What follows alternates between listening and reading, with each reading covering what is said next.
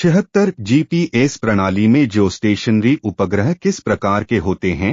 ए. जो एक निश्चित स्थान पर रहते हैं। बी. जो पृथ्वी के साथ घूमते हैं। सी. जो उच्च गति से पृथ्वी के चारों ओर चक्कर लगाते हैं। डी. जो उपग्रह के उपयोगकर्ता की दिशा में स्थिर रहते हैं। उत्तर ए. जो एक निश्चित स्थान पर रहते हैं। 77 जीपीएस उपग्रहों द्वारा भेजे गए सिग्नल की आवृत्ति फ्रीक्वेंसी क्या होती है? ए. 1.1 गीगाहर्ट्ज। बी. 1.2 गीगाहर्ट्ज। सी. 1.57 गीगाहर्ट्ज। डी. 2.45 गीगाहर्ट्ज। उत्तर सी.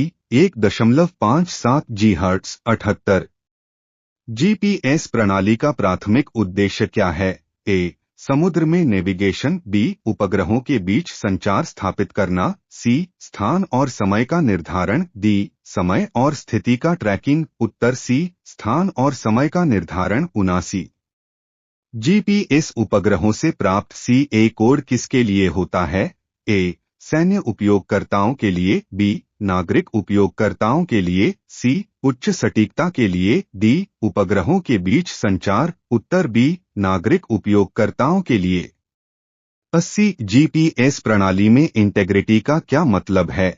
ए. उपग्रहों का उच्चतम सटीकता के साथ डेटा भेजना। बी. उपग्रहों के डेटा की विश्वसनीयता और सटीकता सुनिश्चित करना। सी. समय संकेत की कक्षीय स्थिरता। डी. उपग्रहों का कक्षा में स्थिर रहना। उत्तर बी. उपग्रहों के डेटा की विश्वसनीयता और सटीकता सुनिश्चित करना। 81 जीपीएस प्रणाली में आरटीके रियल टाइम किनेमैटिक का उपयोग किस प्रकार से किया जाता है?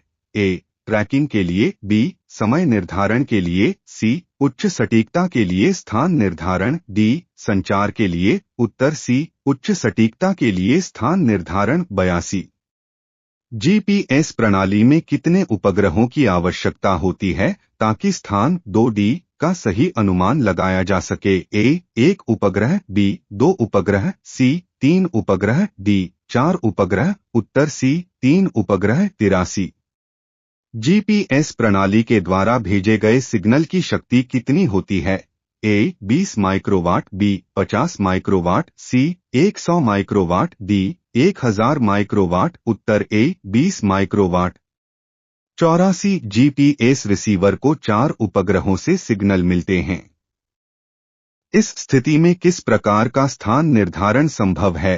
ए. 1D लंबाई। बी. 2D लंबाई और चौड़ाई। सी. 3D लंबाई, चौड़ाई और ऊंचाई। डी. केवल समय निर्धारण। उत्तर सी. 3D लंबाई, चौड़ाई और ऊंचाई। 85 जीपीएस रिसीवर में डिफरेंशियल जीपीएस डीजीपीएस का मुख्य कार्य क्या है?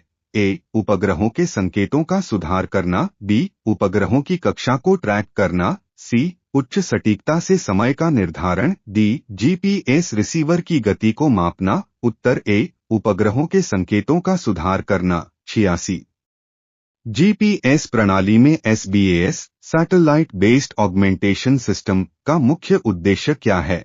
ए. जीपीएस संकेतों की सटीकता को बढ़ाना। बी. उपग्रहों की संख्या को बढ़ाना। सी. उपग्रहों के बीच संचार को नियंत्रित करना। डी. जीपीएस रिसीवर को नियंत्रित करना। उत्तर ए. जीपीएस संकेतों की सटीकता को बढ़ाना। 87 जीपीएस के एल बैंड में सिग्नल का क्या उपयोग है?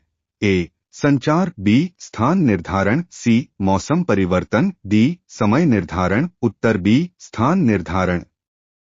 88 स्यूडो रेंज का उपयोग जीपीएस में क्यों किया जाता है?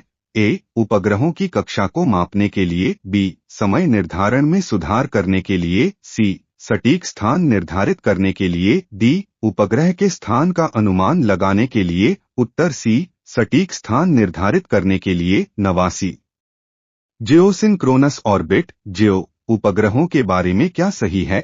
ए. यह पृथ्वी की कक्षा में उच्च गति से चलने वाले उपग्रह होते हैं। बी. यह पृथ्वी के साथ समान गति से चलते हैं। सी. यह सिग्नल भेजने के लिए विशेष रूप से उपयोग किए जाते हैं। डी. इनमें से कोई नहीं। उत्तर बी. यह पृथ्वी के साथ समान गति से चलते हैं। 90 जीपीएस द्वारा प्राप्त अल्मनैक डेटा का एक मुख्य उद्देश्य क्या है?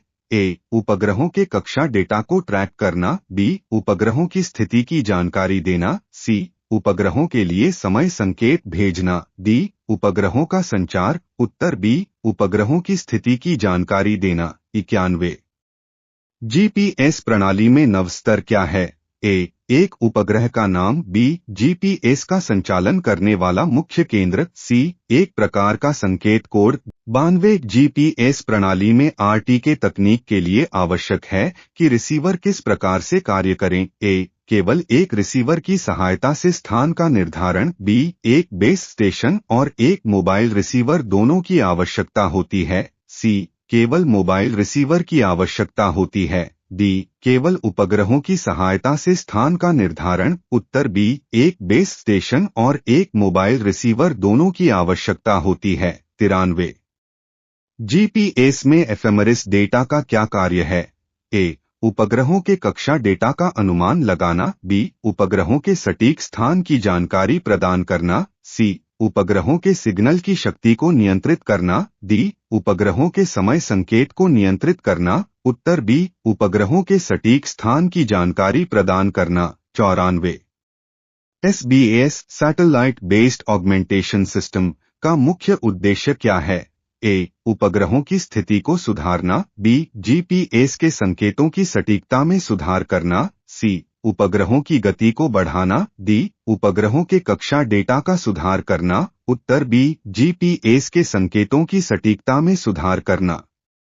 95 जीपीएस द्वारा उपयोग किए जाने वाले सीए कोड का पूरा नाम क्या है? A coarse augmented code, B coarse acquisition code, C coherent acquisition code, D continuous acquisition code. उत्तर B coarse acquisition code. 96 GPS प्रणाली में डिफरेंशियल जीपीएस डीजीपीएस तकनीक के लिए किस प्रकार का रिसीवर सबसे उपयुक्त होता है? ए एकल बैंड रिसीवर, बी दो band receiver, C positioning receiver, D radio receiver. उत्तर बी दो बैंड रिसीवर। 97 जीपीएस की सटीकता को बढ़ाने के लिए कौन सी प्रणाली का उपयोग किया जाता है? ए ग्लोनस, बी वास वाइड एरिया ऑगमेंटेशन सिस्टम, सी गैलीलियो, डी सभी उपर्युक्त। उत्तर डी सभी उपर्युक्त। 98 जीपीएस प्रणाली में आयोनोस्फेयर डिले क्या है? ए उपग्रहों से सिग्नल का पृथ्वी तक पहुंचने में समय लगना, बी पृथ्वी के वायुमंडल में सिग्नल के फैलने का प्रभाव, सी उपग्रहों से प्राप्त डेटा का बाधित होना, डी उपग्रहों के संचार में कोई तकनीकी त्रुटि। उत्तर बी पृथ्वी के वायुमंडल में सिग्नल के फैलने का प्रभाव। 99 जीपीएस में जियोडेटिक डाटम का क्या उद्देश्य है? ए उपग्रहों की स्थिति को ट्रैक करना, बी स्थान को एक सामान्य मानक के साथ मापने के लिए, सी उपग्रहों के सिग्नल को स्थिर करना, डी उपग्रहों के बीच संचार को मापना। उत्तर बी स्थान को एक सामान्य मानक के साथ मापने के लिए। 100 जीपीएस प्रणाली के लिए अल्मनैक डेटा का मुख्य कार्य क्या है? ए उपग्रहों के सटीक स्थान की जानकारी देना, बी उपग्रहों के कक्षा के बारे में सामान्य जानकारी प्रदान करना, सी उपग्रहों के सिग्नल को बूस्ट करना, डी उपग्रहों का बैटरी डेटा। उत्तर बी उपग्रहों के कक्षा के बारे में सामान्य जानकारी प्रदान करना।